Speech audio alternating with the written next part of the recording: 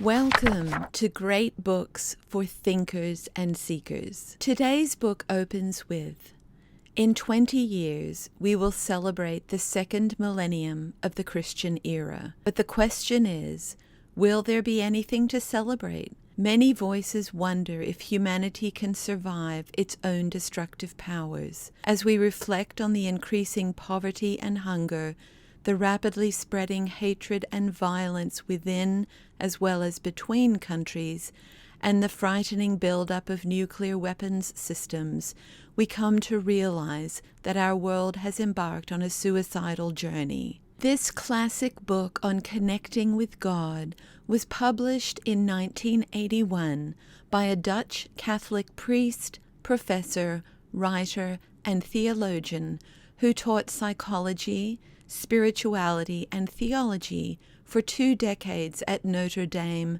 Yale, and Harvard, lived as a Trappist monk in New York, and served as a pastor in Canada as a member of a community comprised of people with intellectual disabilities and their caregivers. This short volume offers us ancient spiritual wisdom to heal our troubled modern souls by helping us to connect with God, interweaving the wisdom of the 5th century Egyptian desert fathers and mothers with our contemporary search for an authentic spirituality.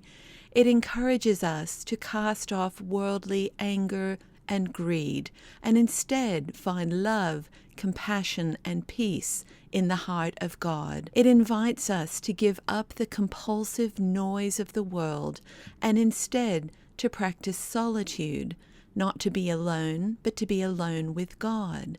Silence, the discipline by which the inner fire of God is tended and kept alive, and prayer, standing in the presence of God with the mind in the heart. Our first and foremost task is faithfully to care for the inward fire so that when it is really needed, it can offer warmth and light to lost travelers. The question that must guide all organizing activity is not how to keep people busy, but how to keep them from being so busy that they can no longer hear the voice of God who speaks in silence. It is in solitude that we become compassionate people, deeply aware of our solidarity in brokenness with all of humanity and ready to reach out to anyone in need. This great book for thinkers and seekers is Henry Nouwen's The Way of the Heart.